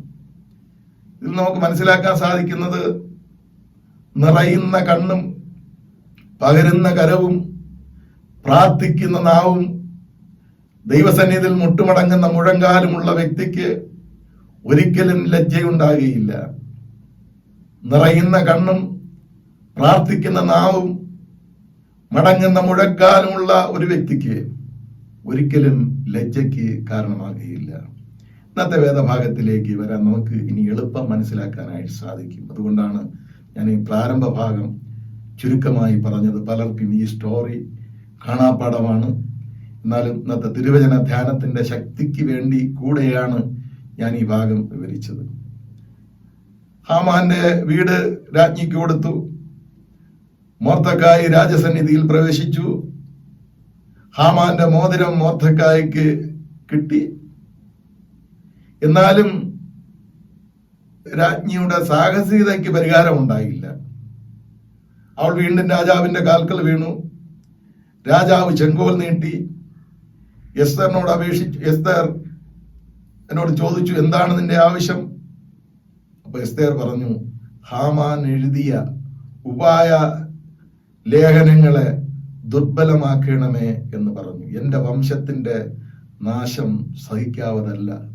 കാരണം രാജാവിന്റെ ആജ്ഞയനുസരിച്ച് എഴുതി രാജാവിന്റെ മോതിരം കൊണ്ട് മുദ്രയിട്ട് പ്രഖ്യാപിച്ചതായ ആ നിയമം ഒരിക്കലും അസ്ഥിരപ്പെടുത്തുവാനായിട്ടുള്ള സാധ്യതയില്ല. കാരണം അത് രാജകീയ നിയമമാണ്. അതുകൊണ്ട് ഒരു വലിയ നിയമപ്രശ്നം അതിലുണ്ട്. രാജാവ് അത് പറയുകയും ചെയ്തു. ഒരിക്കൽ രാജാവിന്റെ നാമത്തിൽ എഴുതി രാജമോതിരം കൊണ്ട് മുദ്രയിടപ്പെട്ട നിയമം ദുർബലപ്പെടുത്തുവാൻ ആർക്കും പാടില്ല. എന്നാൽ എസ്തേർ രാജ്ഞിക്കും മൊർദെഖായിക്കും ബോധിച്ചതുപോലെ കൈകൊണ്ടെഴുതി രാജാവിന്റെ നാമത്തിൽ മുദ്രയിട്ടുകൊള്ളുവാൻ ആജ്ഞ ഉണ്ടായി എന്ന് 8-ാം അധ്യായം 6-7 വാക്യങ്ങൾ വായിക്കുമ്പോൾ നാം മനസ്സിലാക്കുന്നു.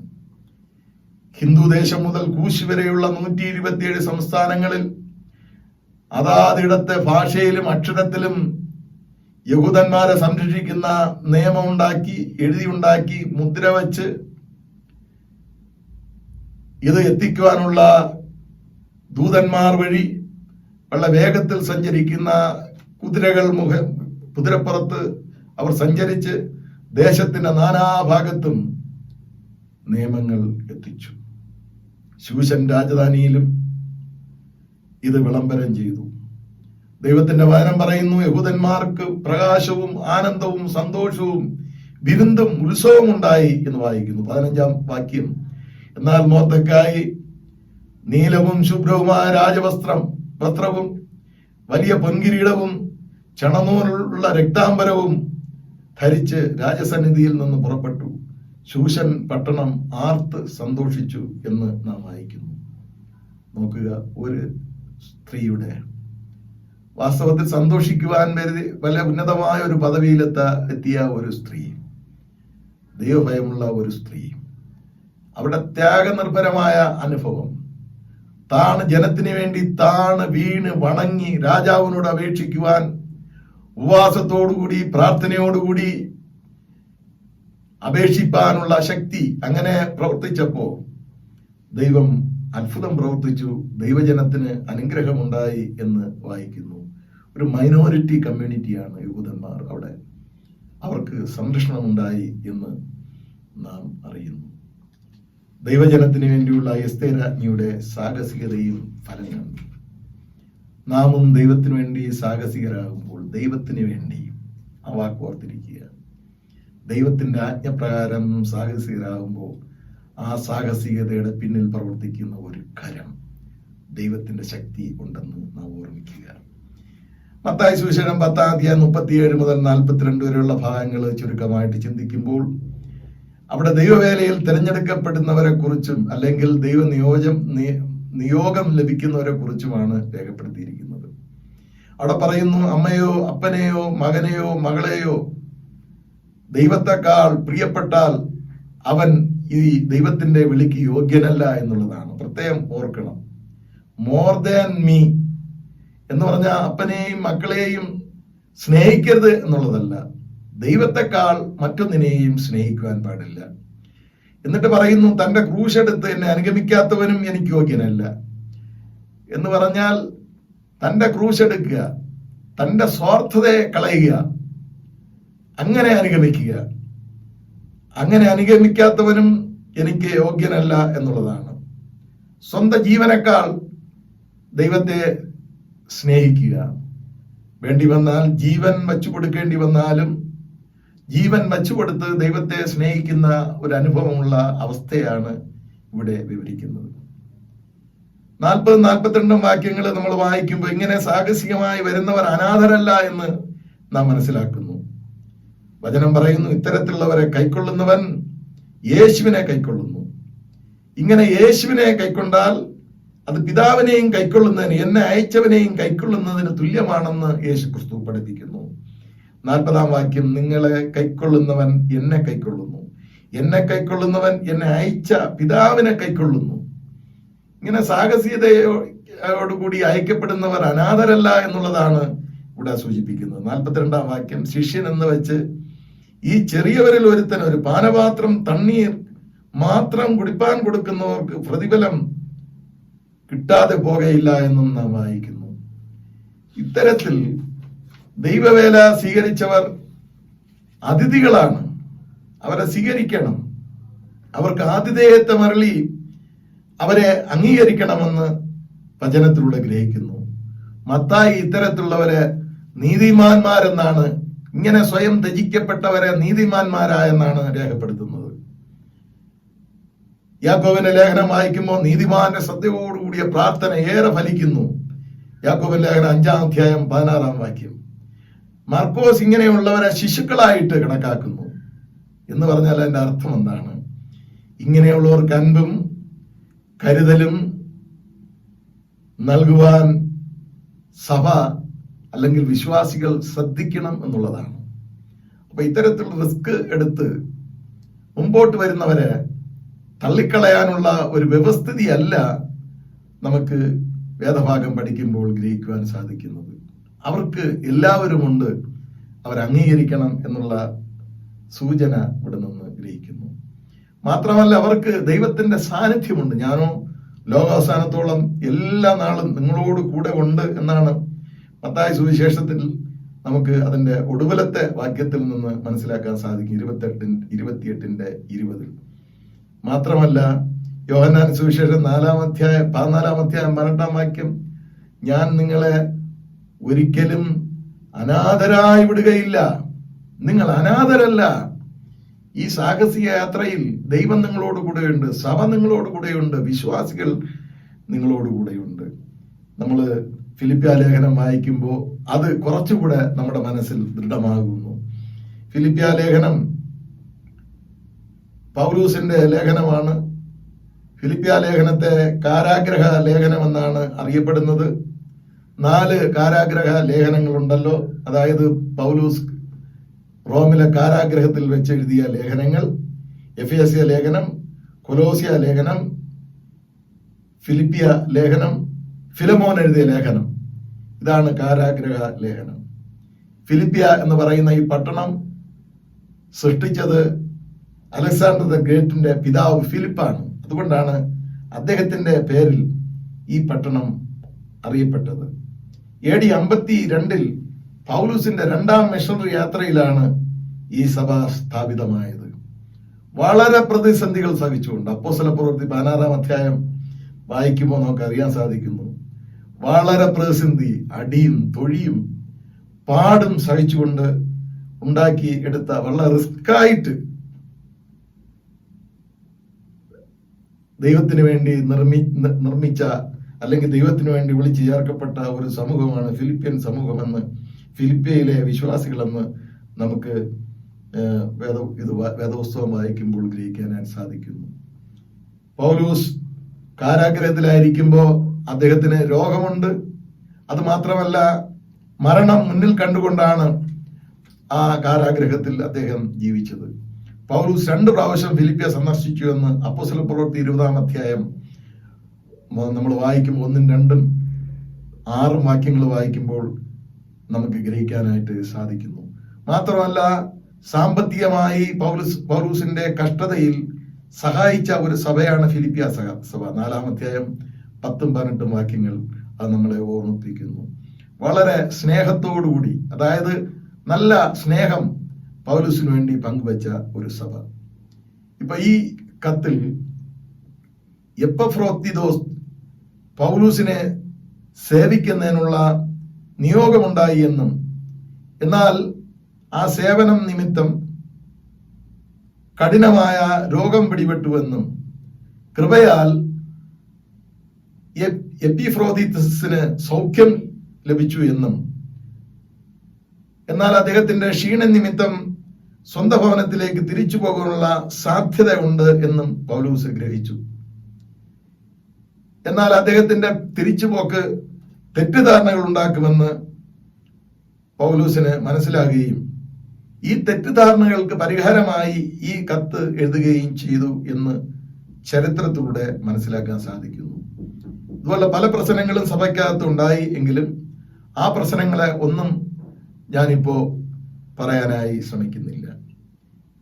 In truth, Epaphroditus risked his life to Paul.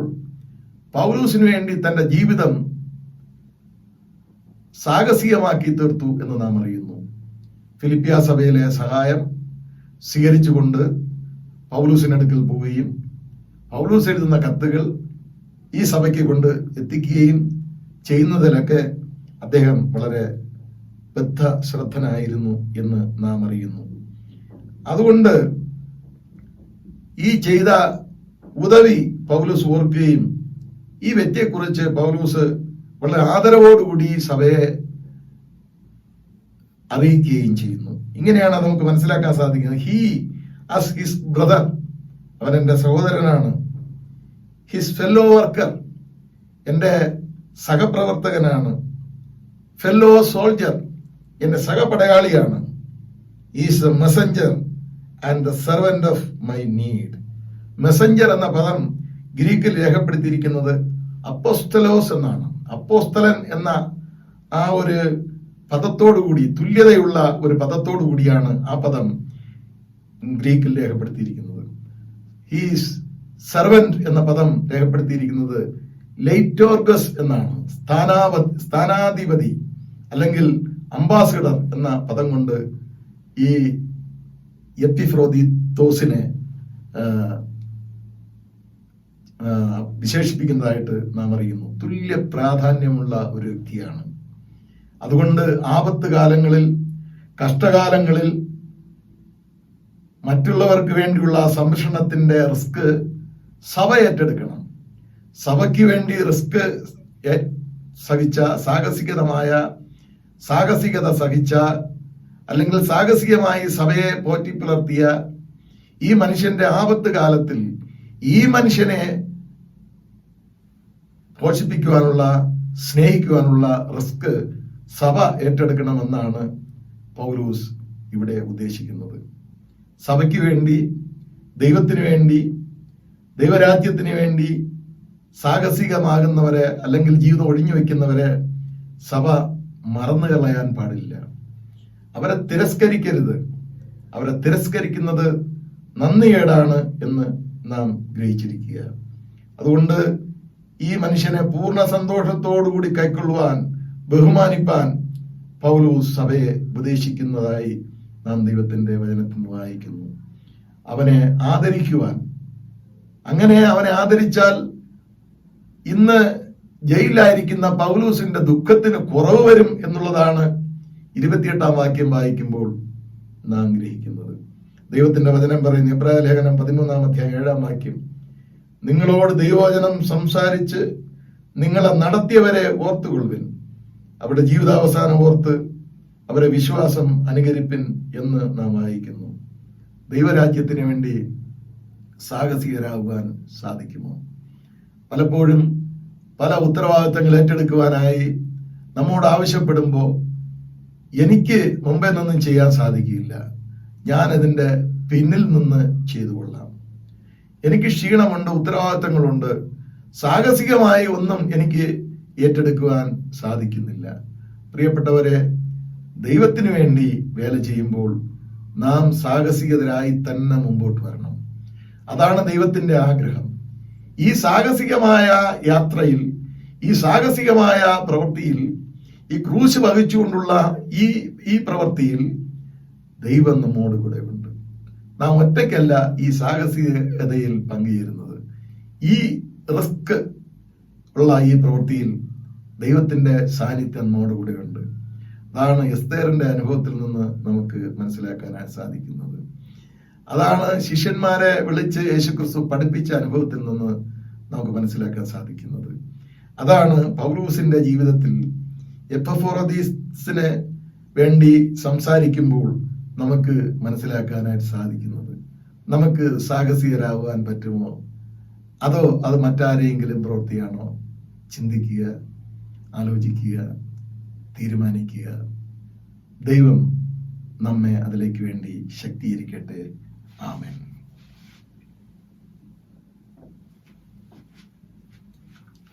തലകളെ വണക്കാം, നമുക്ക് പ്രാർത്ഥിക്കാം. കർത്താവേ, ഞങ്ങൾക്ക് ഒറ്റയ്ക്ക് ചെയ്യാൻ പറ്റാത്ത കാര്യമാണ് ദൈവത്തിന്റെ വചനത്തിൽ നിന്ന് ഞങ്ങൾ കേട്ടത്. പലപ്പോഴും ഞങ്ങൾക്ക് ജീവിതത്തിന്റെ ബന്ധങ്ങൾ ഉള്ളതുകൊണ്ടും ഈ ലോകത്തിൽ മാനുഷികമായ കടപ്പാടുകൾ ഉള്ളതുകൊണ്ടും അങ്ങയുടെ പ്രവൃത്തികൾ ചെയ്യുവാൻ ഞങ്ങൾ മുന്നോട്ട് വരുന്നില്ല. എന്നാൽ സാഹസികരാകുവാൻ ദൈവം ഞങ്ങളെ വിളിച്ചിരിക്കുന്നു. ക്രൂശ് എടുക്കുവാൻ ദൈവം ഞങ്ങളെ വിളിച്ചിരിക്കുന്നു. പലതിനെയും ത്യജിക്കുവാൻ ദൈവം ഞങ്ങളെ വിളിച്ചിരിക്കുന്നു. ഒരു രാജ്ഞി എല്ലാ സൗഭാഗ്യങ്ങളും ഉണ്ടായിട്ടും ജനത്തിന് വേണ്ടി, പ്രിയപ്പെട്ടവർക്ക് വേണ്ടി ഉപവസിക്കുവാനും കരയുവാനും താണ് വീണ് രാജാവിനോട് അപേക്ഷിക്കുവാനും സമൂഹത്തെ രക്ഷിക്കുവാനും ശ്രമിച്ചതായി ഞങ്ങൾ കേട്ടുവല്ലോ കർത്താവേ. അപ്പോസ്തലന്മാരെയും അങ്ങനെയാണ് വിളിച്ചിരിക്കുന്നത്. പൗലോസും അത് തന്നെയാണ് പഠിപ്പിക്കുന്നത്. അദ്ദേഹത്തിന്റെ ജീവിതവും സാഹസികമായിരുന്നു. അടിയും തൊഴിയും കൊണ്ട് സ്ഥാപിച്ച ആ ഫിലിപ്പിയ സഭയെ പഠിപ്പിക്കാനായി അദ്ദേഹം ശ്രമിക്കുന്നു. സഭയ്ക്ക് വേണ്ടി ത്യാഗം ചെയ്ത് രോഗിയായി തീർന്ന മനുഷ്യനെ സംരക്ഷിക്കണമെന്നും ആപത്തിൽ ഉപേക്ഷിക്കരുതെന്നും പൗലോസിന് കൊടുക്കുന്ന തുല്യതയോടുകൂടി അവനെ കാണണമെന്നും ഉപദേശിക്കുന്നു. ദൈവം അങ്ങനെയുള്ള ദൈവമക്കളെ സ്വീകരിക്കുന്നത് നല്ലതാണ്. അങ്ങനെ സ്വീകരിക്കണമെന്നും അവർ അംഗീകരിക്കണമെന്നും അവർ ഓർക്കണമെന്നും ദൈവത്തിൻ്റെ അവൻ ഞങ്ങളെ പഠിപ്പിക്കുന്നു. ഇതിൽ ഞങ്ങൾ കുറവ് സംഭവിച്ചുവെങ്കിൽ ഞങ്ങളോട് ക്ഷമിക്കണമേ. അവിടുത്തെ സാന്നിധ്യം തരണമേ. ഞങ്ങളെല്ലാവരെയും ആശീർവദിച്ച് അനുഗ്രഹിക്കണമേ. യേശുവിന്റെ നാമത്തിൽ ഞങ്ങളുടെ പ്രാർത്ഥന കേൾക്കണമേ. ആമേൻ.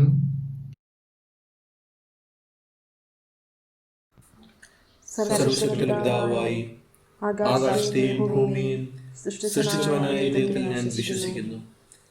അവന്റെ ഏകപുത്രനായി നമ്മുടെ കർത്താവായ യേശുക്രിസ്തുവിലും ഞാൻ വിശ്വസിക്കുന്നു. ഇവൻ പരിശുദ്ധാത്മാവിനാൽ കന്യമറിയിൽ ഉൽപ്പാദിക്കപ്പെട്ട് ജനിച്ച് പൊന്തിയോസ് പിലാത്തോസിന്റെ കീഴിൽ കഷ്ടപ്പെട്ടു, ക്രൂശിക്കപ്പെട്ടു, മരിച്ച് അടക്കപ്പെട്ടു. അവൻ പാതാളത്തിലേക്ക് ഇറങ്ങി 3-ാം ദിവസം മരിച്ചവരിൽ നിന്ന് പിന്നെയും ഉയർത്തെഴുന്നേറ്റു. അവൻ സ്വർഗത്തിലേക്ക് കയറി സർവശക്തിയുള്ള പിതാവായ ദൈവത്തിന്റെ വലത്ത് ഭാഗത്തിരിക്കുന്നു. അവിടെ നിന്ന് അവൻ ജീവനോടെയും മരിച്ചവരെ ന്യായം വിധിപ്പാൻ വരികയും ചെയ്യും. പരിശുദ്ധാത്മാവിലും ഞാൻ വിശ്വസിക്കുന്നു. വിശുദ്ധ കത്തോലിക്ക സഭയിലും വിശുദ്ധന്മാരുടെ സംസർഗത്തിലും പാപമോചനത്തിലും ശരീരത്തിന്റെ പുനരുത്ഥാനത്തിലും നിത്യജീവനിലും ഞാൻ വിശ്വസിക്കുന്നു. ആമേൻ.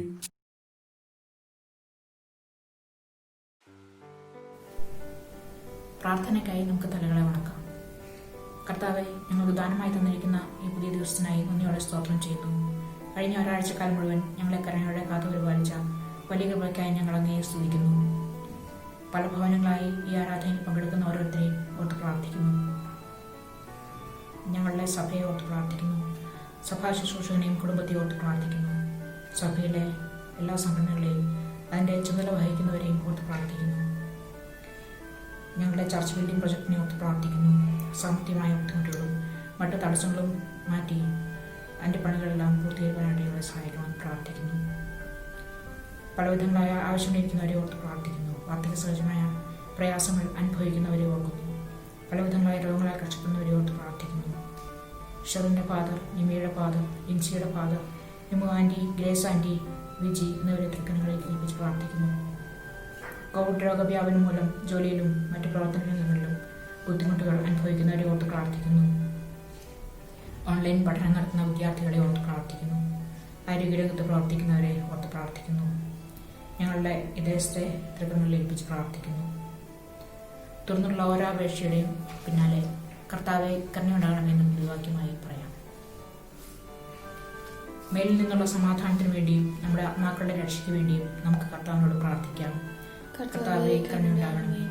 ലോകസമാധാനത്തിന് വേണ്ടിയും ദൈവത്തിന്റെ വിശുദ്ധ സഭയുടെ ക്ഷേമത്തിന് വേണ്ടിയും സകല മനുഷ്യരുടെയും ഐക്യത്തിന് വേണ്ടിയും നമുക്ക് കർത്താവിനോട് പ്രാർത്ഥിക്കാം. കരുണയുണ്ടാകണമേ. സഭാമേലധ്യക്ഷന്മാർക്ക് വേണ്ടിയും എല്ലാ ശുശ്രൂഷകർക്ക് വേണ്ടിയും വിശേഷം നമ്മുടെ മോഡറേറ്റർക്ക് വേണ്ടിയും ഉത്തരേന്ത്യ സഭയുടെ മോഡറേറ്റർക്ക് വേണ്ടിയും മർത്തോമ സഭയുടെ മെത്രാപ്പൊലീത്തയ്ക്ക് വേണ്ടിയും നമ്മുടെ ബിഷപ്പിന് വേണ്ടിയും അവർ ശുദ്ധ ഹൃദയത്തോടും നല്ല മനസ്സാക്ഷിയോടും കൂടെ തങ്ങളുടെ ശുശ്രൂഷയെ നിവർത്തിക്കേണ്ടതിനും നമുക്ക് കർത്താവിനോട് പ്രാർത്ഥിക്കാം. കർത്താവെ കരുണയുണ്ടാകണമേ. നമ്മുടെ രാജ്യത്തെ എല്ലാ ഭരണകർത്താക്കൾക്കു വേണ്ടിയും അധികാരത്തിലുള്ള മറ്റെല്ലാവർക്കും വേണ്ടിയും നമുക്ക് കർത്താവിനോട് പ്രാർത്ഥിക്കാം. കർത്താവെ കരുണയുണ്ടാകണമേ. രോഗികൾക്കും കഷ്ടപ്പെടുന്നവർക്കും ദുഃഖിതർക്കും പരിക്കാരായവർക്കും വേണ്ടി നമുക്ക് കർത്താവിനോട് പ്രാർത്ഥിക്കാം. കർത്താവെ കരുണയുണ്ടാകണമേ. അഗതികൾക്കും വിശന്നിരിക്കുന്നവർക്കും അനാഥർക്കും വിധവമാർക്കും പീഡ അനുഭവിക്കുന്നവർക്കും വേണ്ടി നമുക്ക് കർത്താവിനോട് പ്രാർത്ഥിക്കാം. കർത്താവെ കരുണയുണ്ടാകണമേ. അന്ധകാരത്തിൽ നിന്ന് തന്റെ അത്ഭുത പ്രകാശത്തിലേക്ക് നമ്മെ വിളിച്ചവന്റെ സദ്ഗുണങ്ങളെ ഘോഷിപ്പാൻ തക്കവണ്ണം നമുക്ക് വേണ്ടിയും ക്രിസ്തുവിനെ നാം ഏറ്റുപറയുന്ന ഏവർക്കു വേണ്ടിയും നമുക്ക് കർത്താവിനോട് പ്രാർത്ഥിക്കാം. കർത്താവെ കരുണയുണ്ടാകണമേ. ഈ ഭൂമിയിൽ ദൈവത്തെ സേവിച്ച് ഇപ്പോൾ വിശ്രമിക്കുന്ന എല്ലാ ദൈവഭക്തരോടും കൂടെ തന്റെ അന്തമില്ലാത്ത സന്തോഷത്തിന്റെ പൂർണ്ണതയിലേക്ക് പ്രവേശിക്കുന്നതിനായി നമുക്ക് കർത്താവിനോട് പ്രാർത്ഥിക്കാം. കർത്താവെ കരുണയുണ്ടാകണമേ.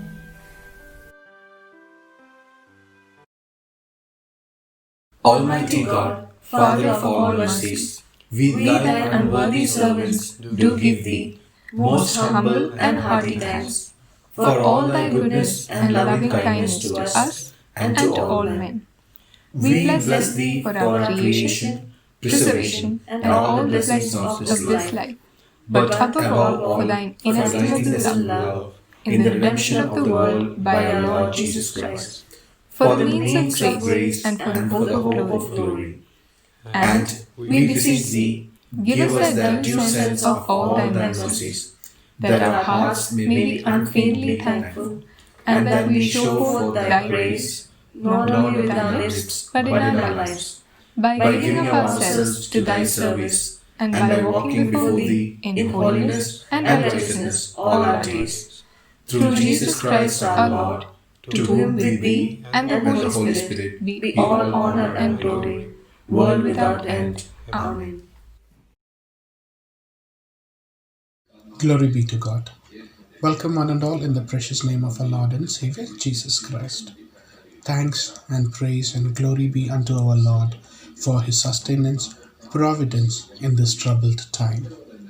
May we all continue to pray for our project cause so that it can be led to completion successfully at the earliest.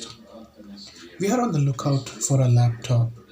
If any of you can sponsor it in full or part, or you have anything worthy of donation, please feel free to do so.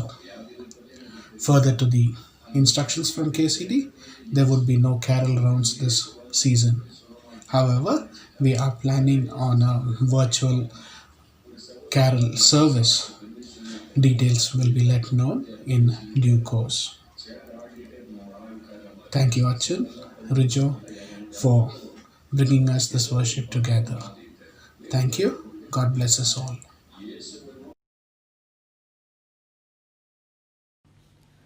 സ്വർഗസ്ഥനായ ഞങ്ങളുടെ പിതാവേ, നിന്റെ നാമം വിശുദ്ധീകരിക്കപ്പെടണമേ. നിന്റെ രാജ്യം വരേണമേ. നിന്റെ ഇഷ്ടം സ്വർഗത്തിലെ പോലെ ഭൂമിയിലും ആകണമേ. ഞങ്ങൾക്ക് ആവശ്യമുള്ള ആഹാരം ഇന്ന് തരണമേ. ഞങ്ങളുടെ കടക്കാരോട് ഞങ്ങൾ ക്ഷമിച്ചിരിക്കുന്നത് പോലെ ഞങ്ങളുടെ കടങ്ങൾ ഞങ്ങളോട് ക്ഷമിക്കണമേ. ഞങ്ങളെ പരീക്ഷയിൽ കടത്താതെ ദുഷ്ടങ്കിൽ നിന്ന് ഞങ്ങളെ വിടുവിക്കണമേ. രാജ്യവും ശക്തിയും മഹത്വവും എന്നേക്കും നിനക്കുള്ളതല്ലോ. ആമേൻ. വിശ്വാസത്തോടുകൂടി നമുക്ക് ദൈവത്തിൻ്റെ ആശീർവാദം കൈക്കൊള്ളാം, പ്രാർത്ഥിക്കാം. ദൈവത്തിൻ്റെ കരുണയുള്ള കൃപയിലും കാവലിലും ഞങ്ങൾ നിങ്ങളെ വരമേൽപ്പിക്കുന്നു. കർത്താവ് നമ്മെ അനുഗ്രഹിച്ച് കാക്കുമാറാകട്ടെ. കർത്താവ് തിരുമുഖം നമ്മുടെ മേൽ പ്രകാശിപ്പിച്ച് നമ്മോട് കൃപയുള്ളവനാകട്ടെ.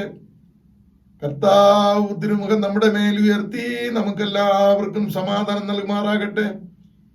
ഇങ്ങനെ പിതാവും പുത്രനും പരിശുദ്ധാത്മാവുമായുള്ള സർവശക്തനായ ദൈവത്തിന്റെ അനുഗ്രഹം നമ്മുടെ ഇടയിൽ ഉണ്ടായി നാം എല്ലാവരോടും കാലാവസാനം കൂടാതെ ഉണ്ടായിരിക്കുമാറാകട്ടെ. ആമേൻ.